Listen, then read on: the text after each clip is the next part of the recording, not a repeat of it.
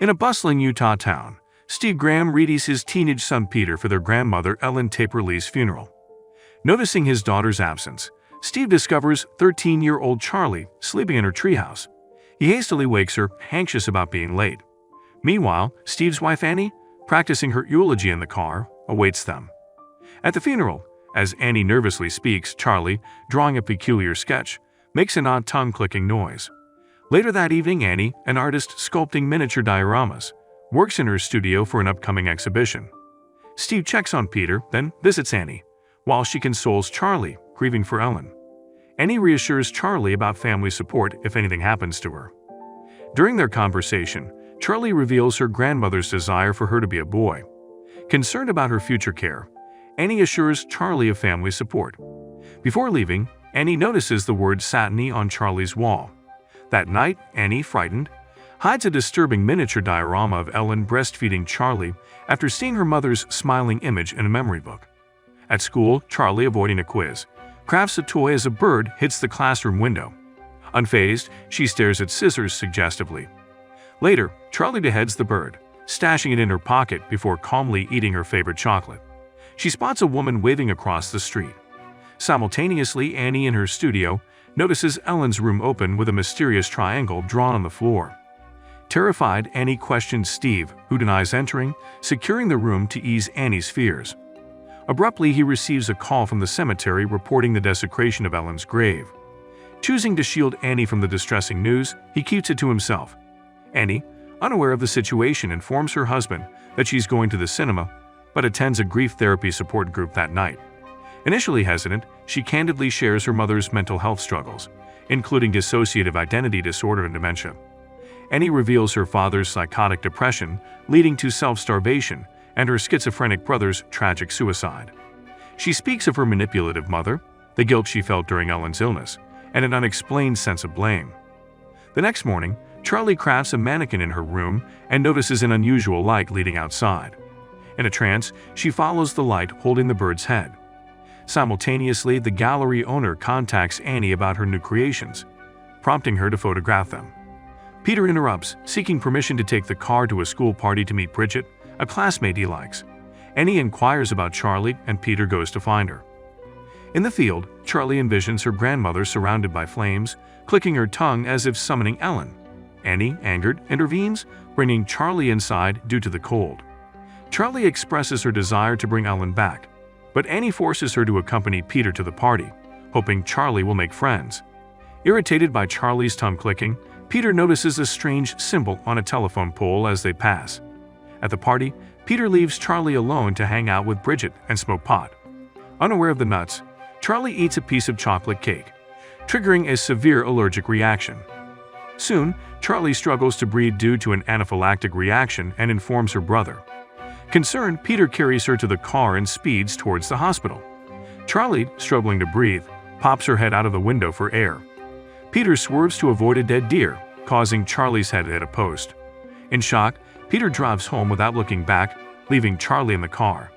Traumatized, Peter lies in bed until morning, and the family discovers a headless Charlie. The funeral follows, with Peter drowning in guilt and Annie in inconsolable pain. Days later, Peter has a panic attack while smoking pot under the school's bleachers.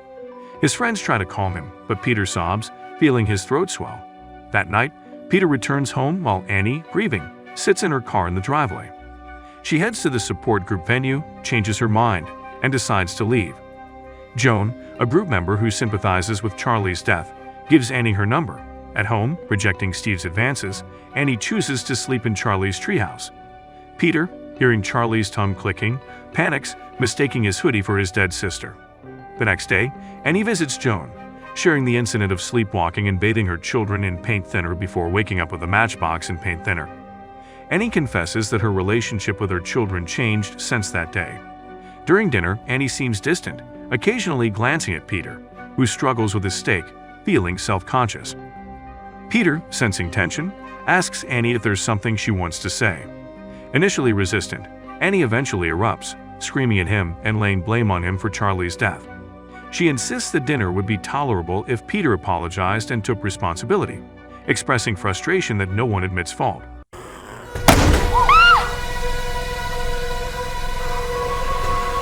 Peter reminds Annie that she forced Charlie to the party, prompting Steve to intervene and tell Peter to stop, leading Annie to storm out. The following day, Annie struggles to focus on her diorama for the exhibit. While at an art supply store, she encounters Joan, who enthusiastically recounts attending an open seance. Joan shares her knowledge of conducting a seance and suggests that a spiritual medium could summon her deceased grandson. Encouraging Annie to observe a seance firsthand, Joan starts a ritual in her apartment, contacting her grandson using a glass and a chalkboard. Annie, frightened, experiences a panic attack as she witnesses the chalk moving on its own. Joan assures Annie that she can perform a similar summoning using a personal item of the deceased, a mysterious spell, and the presence of her entire family during the ritual. Before leaving, Joan gives Annie a candle and a spell guide. On her way home, Annie hears a clicking sound, surprising her. That night, she awakens to discover a swarm of ants leading to Peter's seemingly lifeless body. Peter, alive, notices her and questions her apparent fear of him, prompting Annie to unintentionally admit she never intended to be his mother and attempted a miscarriage. As they confront each other, both burst into flames. Suddenly, Annie wakes, realizing it was a nightmare within a nightmare. While Steve and Peter sleep, Annie recites Joan's spell using Charlie's sketchbook. Excitedly, she wakes her family for another seance, claiming to have contacted Charlie. Steve refuses to join, but Peter participates. Witnessing Annie's desperation, Steve reluctantly agrees to the seance. Annie calls for Charlie, and soon after, Peter senses the air chilling and the glass moves before them. When Annie calls again without a response, desperation takes hold, and Annie appears on the brink of madness. Peter, frightened, sobs, attempting to explain, a glass falls, and the candle's flame intensifies.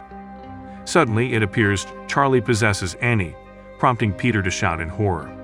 Steve breaks Annie's trance with water, confronting his terrified son. In class, Peter notices the peculiar light Charlie saw in her room. Finding his reflection smirking back at him, he leaves the classroom in fear. Steve calls Annie, informing her of Peter's fear of an evil spirit at school and urging her to stop acting strangely to protect their son. Annie then receives a call from the art gallery. Feeling pressured, she accidentally destroys her studio, breaking the miniature chair. One night, Annie witnesses Charlie's pen mysteriously drawing in her old sketchbook. Simultaneously, Peter sees his dead sister in his room, her head detaching and turning into a ball on the floor. Convinced something strange is happening, Peter accuses Annie of trying to harm him, but she denies any wrongdoing and warns him not to tell Steve. Annie discovers weird sketches in Charlie's sketchbook depicting Peter's death. She throws the sketchbook into the fireplace, but as it burns, Annie's arm catches fire. Desperate, she saves the book. The next day, Annie seeks help from Joan, but Joan is absent. Unaware of Joan's involvement in witchcraft, Annie notices a familiar symbol on Joan's rug and rushes home to inspect her mother's belongings.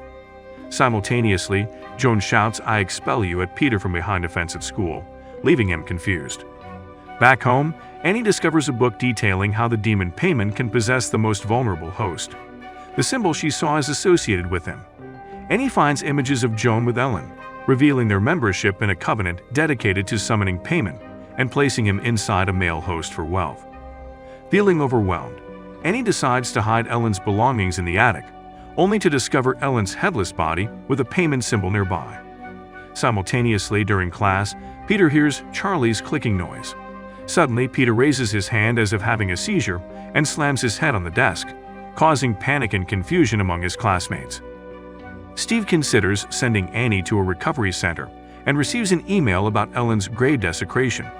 A call from Peter's school informs him of his son's strange episode. Steve brings Peter home, almost getting into a car accident, expressing his distress over the family's situation. While Peter sleeps, Annie confesses to Steve about Ellen's beheaded body in the attic. Steve checks and acknowledges the truth, wondering why the police haven't been called. Annie insists it won't help and delves into the story of her mother, Joan, and their Payman worshipping group. She shows Steve images of Joan and Ellen with the Payman seal, claiming the family was cursed when she attempted to contact Charlie. As Annie talks hysterically, Steve looks at her with pity. Annie reveals the significance of Charlie's sketchbook and insists Steve must destroy it to save their son. Steve refuses to burn the notebook, leading Annie to throw it into the fire, believing it would burn her instead. Shockingly, Steve bursts into flames while Annie watches in horror. In a sudden possession, Annie's demonic state resurfaces. Later, Peter wakes up, oblivious to his possessed mother hovering behind him. He remains unaware as she quietly crawls on the wall and, searching for Steve, finds his father's burnt body instead. One morning, Peter hears noises and discovers an unknown naked man smiling at him. The possessed Annie pursues Peter into the attic, where, despite locking himself in, he's terrified by her pounding on the door. In the attic, Peter finds flies, candles, and a photo of himself on the floor, but Alan's body has vanished. Slapping himself in disbelief, Peter hears a strange noise and looks up to witness Annie levitating, attempting to decapitate herself with the water. 3 more naked strangers smile at him. Horrified, Peter jumps out the window, landing in the garden, where he passes out. A strange glowing light enters Peter's body, helping him regain consciousness. Following his mother's headless body, Peter walks to the treehouse, where the naked strangers watch. In the treehouse, Peter encounters a group of Payman worshippers and sees Charlie's decapitated head atop a Payman statue. Dazed, Peter notices Annie and Ellen's headless bodies kneeling in front of the statue. Joan calls Peter Charlie, claiming they had corrected Charlie's female form, and proceeds to crown him as Payman, one of the 8 kings of hell. As Joan honors Payman, the followers kneel and worship their new ruler, concluding the movie. Subscribe for more videos like this and turn on the notification bell so you don't miss out. Leave us a like to help us out and comment your thoughts on the video. Stay awesome.